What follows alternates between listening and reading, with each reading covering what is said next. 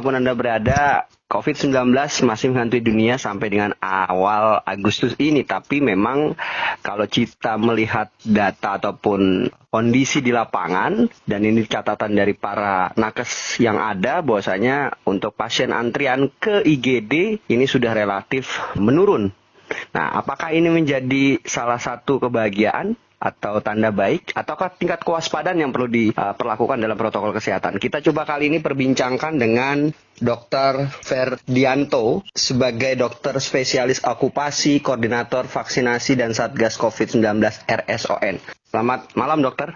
Ya, malam, Pak. Dokter, tadi prolog saya mengatakan memang angka COVID ini boleh dikatakan masih belum relatif turun banget, tetapi kalau melihat di lapangan, ini para dokter juga sendiri yang mengatakan untuk pasien COVID ini antriannya ke IGD sudah mulai menurun. Apakah ini menjadi kabar baik atau harus tetap waspada di tengah protokol kesehatan, dokter? Memang secara angka sih agak menurun sedikit ya, Pak, dibanding yang kemarin. Pada saat ada ledakan kasus itu kan sampai sulit sekali orang mendapatkan IGD ya, Pak. Ya, 2-3 minggu lalu ya. Ya, sekarang ini memang agak sedikit menurun, tapi bukan berarti aman sih, Pak. Kita tetap harus waspada, malah kita juga harus tetap hati-hati karena jumlah testing yang dilakukan saat ini memang menurun juga. Jumlah testing terhadap pemeriksaan PCR maupun pemeriksaan antigen juga menurun. Kalau dilihat dari statistik yang disampaikan oleh dari covid.go.id ya, memang untuk pemeriksaan PCR kita juga menurun. Nah, mungkin akses PCR ini mungkin belum bisa dicapai merata pada penduduk-penduduk yang berada di daerah-daerah yang agak terbatas fasilitas kesehatannya ya.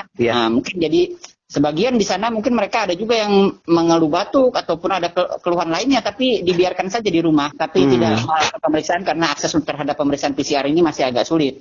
Itu juga yang menjadi kendala kita. Tapi secara garis besar sih memang PPKM ini sudah menurunkan sedikit lah angkanya, tapi bukan berarti aman. Memang masih dalam kondisi yang perlu kita waspadai saat ini. Baik, sebelum ngomongin PPKM nanti di akhir closing, saya coba tanya terlebih dahulu, dokter, bagaimana dengan mereka yang statusnya isoman, yang memang notabene ada yang sukses dalam arti sehat setelah isoman, tapi juga mohon maaf ada juga yang meninggal.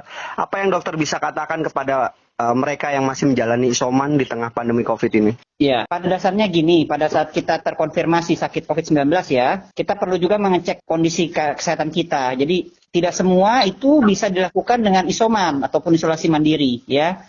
Jadi kalau kita lihat gejala kita itu cukup berat, contoh misalnya kita ada sesak nafas, ataupun ada keluhan lainnya ya yang dirasa memang mengganggu. Nah, jadi kan kita akan bagi tuh ada mulai dari tanpa gejala ya, kita sebutnya kalau kena COVID tanpa gejala, ada yang gejala ringan, gejala sedang ataupun gejala berat bahkan sampai kritis ya. Jadi di antaranya beberapa hal yang bisa kita siapkan kalau kita isoman adalah kita harus menyediakan alat untuk oximeter ya, untuk memeriksa kadar saturasi oksigen kita. Harus hati-hati kalau saturasi oksigen kita sudah 95% atau ke bawah ya.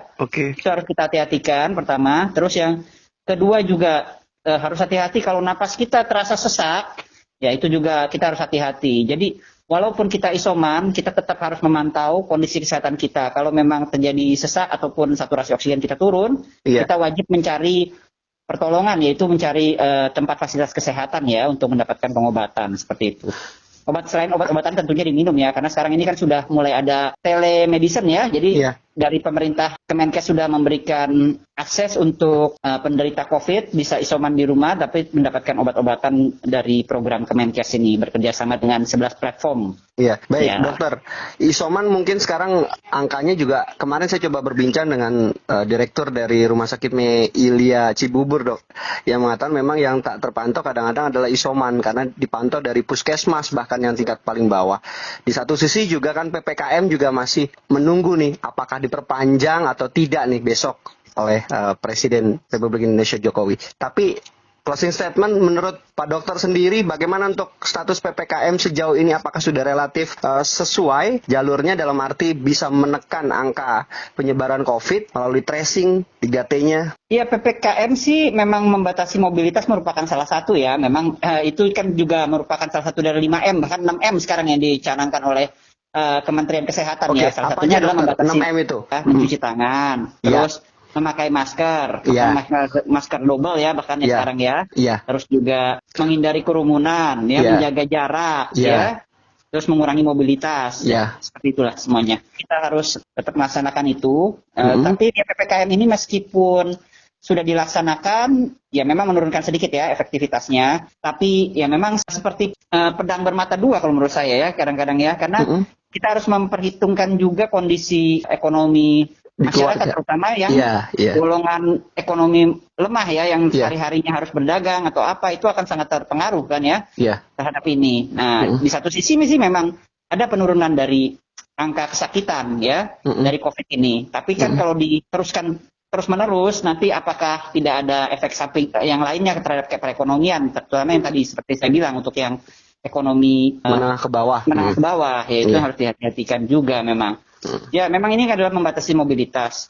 Ya untuk efektivitasnya ya mungkin kita memang perlu untuk memperkuat lagi ya penerapan protokol kesehatannya supaya bisa lebih efektif lagi seperti itu. Tapi itu tergantung pemerintah kalau menurut saya sih. Oke. Apakah langkah apa yang akan dipilih oleh pemerintah. Yang pasti tetap memperkuat protokol kesehatan, terus juga 3T-nya juga tetap dilaksanakan, dan juga mengobatinya juga tetap dipersiapkan rumah sakit maupun kapasitas tempat tidur yang memadai untuk penderita COVID. Karena tadi seperti yang dibilang kan, tidak semua juga bisa isolasi mandiri ya, harus hati-hati juga. Karena COVID ini memang bisa juga memakan nyawa kalau misalnya kita tidak aware ya untuk mendapatkan pertolongan ya. Baik dokter, jadi poinnya kalau berbicara PPKM sejauh ini efektivitasnya sangat efektif untuk mengurangi tingkat kesakitan kalau bahasanya dokter tadi ya. Walaupun di satu sisi kita juga harus mengetahui, kita aware dengan mereka yang notabene ekonominya menengah ke bawah. Baik, Dokter Ferdianto, terima kasih atas waktunya berbincang dengan RRI, dokter spesialis okupasi, koordinator vaksinasi dan Satgas COVID-19 Rumah Sakit Olahraga Nasional RSON. Selamat malam dokter, sehat selalu. Ya, selamat malam, terima kasih.